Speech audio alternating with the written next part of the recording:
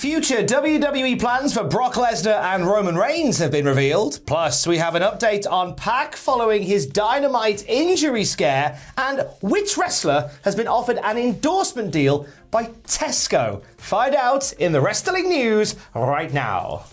And they all caught fire.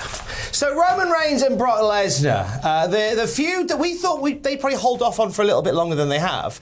We're seeing it in a couple of weeks at Crown Jewel. Correct, but that's just where it's getting started. It is indeed. So Dave Meltzer in the Wrestling Observer comic book says that right now the plan is to get a lot more time out of Lesnar versus Reigns than just the Saudi Arabia show. And from the rosters, they need to do just that. Because McIntyre's there, they also have to elevate other people as well. So because they've had a bit of a change around of the roster, this is one of those meaty feuds that they can put dead centre. Later on in the Observer, Dave wrote, Roman Reigns and Brock Lesnar for the Universal title is the headliner for Crown Jewel. From what we understand and what makes sense, this is not a one-and-done programme. Unless Dwayne Johnson is wrestling Reigns at next year's WrestleMania, this would appear to be the biggest possible Mania match. There's also Paul Heyman in play, as the storyline is written to tease that Heyman is a double agent. I don't mind this at all, you know. I think it's got a sort of renewed energy to the feud. I'm really enjoying it so far. And yeah, you've got Drew over on SmackDown now, but he shouldn't be the guy to beat Reigns. He's sort of he's an in-between feud at this point, isn't he? I don't think anyone wants to see him take that title from Roman. Not to say that he shouldn't be in or near the main event scene, but we've just seen a lot of him with a world title. I think it's time for him to drop down a little bit, which he's done over on Raw. They'll get some mileage out of that, but the big money match for sure is Brock versus Roman. And Drew can be a sort of breakwater between the Crown Jewel match and the inevitable WrestleMania match. When Lesnar pisses off to do some farming for a bit, exactly. He can go and do some more of that lumberjack stuff he loves to do at the moment. I love lumberjack Lesnar. He's so awesome. much. There is just something about him where he's a little bit dilly-gaff now, and I quite like that about Lesnar. He was very serious before. He's grown a beard. He's just got his plaid on, and he just winks at the camera quite a lot. I like him a lot. And you know what? Thinking back to the few sort of comedic moments that we had with Heyman and Lesnar when he was doing Boombox Brock and that sort of stuff, that was really enjoyable.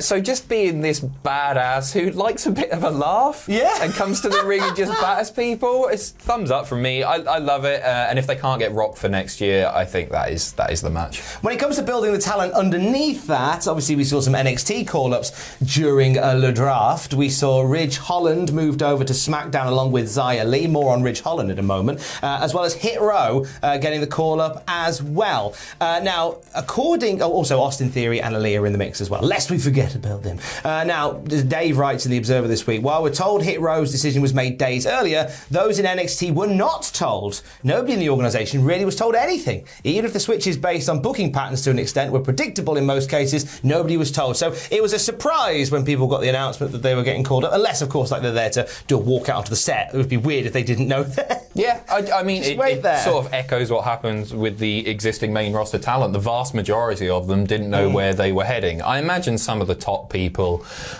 probably did know, but the vast majority, year in, year out now, when they do these drafts, the superstars themselves aren't informed of the fact. I guess because wrestling websites let you know that sort of stuff, and thanks. We're delighted. On the subject of Ridge Holland, a fine Yorkshire representation on SmackDown. I was trying to think if he was the first Yorkshireman on SmackDown. Martin Kirby was world champion, do you not remember? On SmackDown, yeah, get in! That was what a dream that was. Awesome. We heard a rumour that Martin Kirby was SmackDown champion for quite a while. Ridge Holland, apparently, according to and this doesn't surprise you when you look at the guy, he's pure Yorkshire beef, and the company have tabbed him as a future WWE champion. Imagine him being Tut Champ, be brilliant. Dreadful. What? He does nothing for me. I know you're a massive fan. I don't want to sit here and slag off your mate, and I'm sure he's got a very, very bright future ahead of him. But I'll be honest. I think I don't think we've seen enough from him yet. This is completely on me. Like, he had the NXT stuff. They obviously saw big things for him there, and then he got injured. He went away for a little bit. He popped up in NXT again for basically a cup of coffee, and now he's on the main roster. I think in the ring he's awesome, but we haven't really seen that character work, which will take him the extra step for me. I need to see that first. Ridge Holland wouldn't have a cup of coffee. Yorkshire tea. No. He's like imagine somebody stretches Andrew out wide. That's where you're at with Ridge Holland. Beefy Goatsy. boy. Don't do that on the internet. Don't clip that and send it to me mum, whatever you do. On the NXT side of things, there was some speculation, some rumours, some innuendo, some scuttlebutt about Johnny Gargano's future within the company. He took NXT out of his name. And put the horrible, disgusting word wrestler in there. He put wrestler. What the hell's one of those? You're a superstar, Johnny. Don't you forget it. Dave says, a lot of social media talk regarding Johnny Gargano because his profile on Twitter went from saying NXT superstar to pro wrestler. There's nothing at all right now in the sense that he's done with NXT, and he's got stuff written in for future shows. Nobody internally has been alerted to anything being different. His current contract does expire on the 3rd of December. Right, so he's not... So not far away. No, it's not that far. I see why the speculation happened, and we sort of took part in it. That was a conscious decision by Johnny Gargano. I'm just thinking 12-3 in America. Because you do it the wrong way round in America, don't you? 12-3. That's the 3rd of December, yeah. That 3rd of December, Yeah, not the 3rd 12th of March. No. All right, that's fine. Dave, he's a Yank, isn't he? Yankee. He's a Yank, a doodle dandy. So definitely that one. Okay, so it's that date, 12-3 is when he's done. Let's head over to AEW, another guy who knows NXT rather well. That would be PAC. And there was a little bit of concern this week after the ladder match where PAC may have injured himself. So Mark Henry... I don't think PAC injured himself. Well, no, he didn't injure himself. PAC, you naughty boy! Stop hitting yourself, PAC! Stop hitting yourself! He took a dead eye. It was nasty, man. He took a dead eye, didn't he? I've watched the GIF probably about 50 times at this point, and I was just seeing like, okay, where's his neck, where's his head in this whole thing? Because it was so scary. It was a really flipping horrible landing. I almost said something there. Mark Henry was very critical on Busted Open Radio about that particular bump, and we've had people messaging us going, "Is he all right?" Like well, I'll DM him and find out. We have heard from other sources that he's fine. So there is reassurance. There was something suggested by the Wrestling Observer as well that he had up until recently been out of action due to a concussion. Spent several weeks out due to a concussion, and that might be another conversation if that turns out to be the case. Just come back, boom, land on your head. Got a great idea, mate. Right. Dead eye.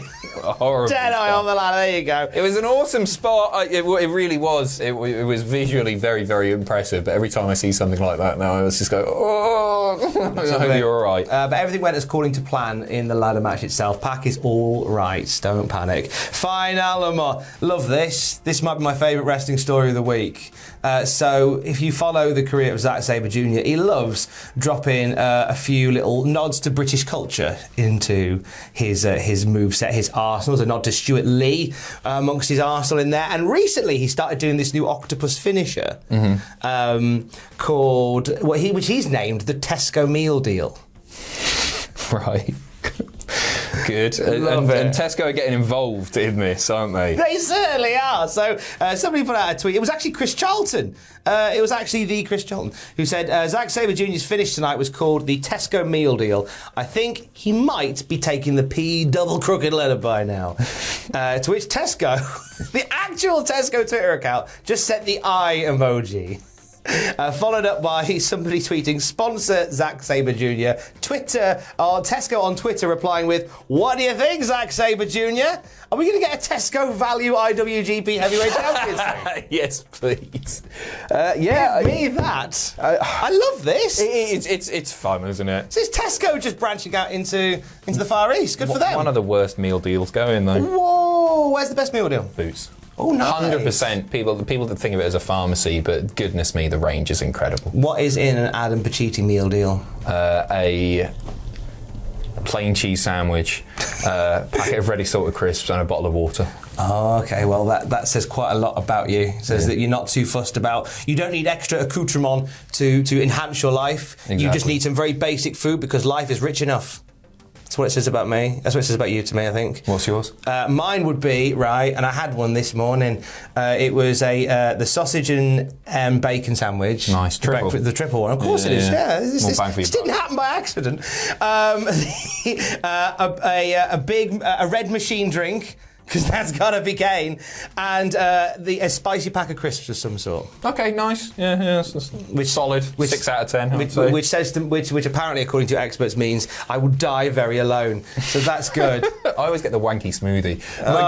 Get your money's worth, eh? £2? Nah, absolutely. £3 all in. Hey, tell you what, let us know in the comments. We spent more time on that story, Tom, than talking about Roman Reigns versus Brock Lesnar. Hey, do you know what? You're right. We should double back. What do you think Roman Reigns has in a meal deal from Tesco? A big dog sandwich. He has a big no, dog Tesco sandwich. do horse, don't they?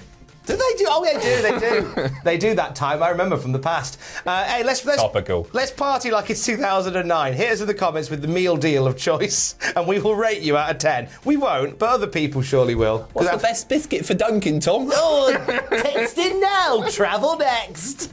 More news as we get it at Cultaholic.com. The Cultaholic Wrestling Podcast is live on the YouTube channel later on today. Not live, they're recording it as we speak. But Tom, where'd you get the shirt? Oh, this shirt. Yeah, where'd you get that? Patreon.com/Cultaholic. In fact, when we're done here, we're recording a Cultaholic Classic SmackDown review. It's going out tomorrow, featuring one of our amazing Patreons who donated to be a part of the show. Incredible. Imagine being on the Classic SmackDown, the Classic Raw, or the Classic Nitro review. You'd be made for life. And that I believe, $25, and you get one of those and a load of other stuff as well. That is insane value. And whatever gender Tom, you're into, whatever gender or non-gender you're into, they will fancy you more. 100% guaranteed. Patreon.com/Cultaholic. Wrapped up. Stay safe. Have a great weekend.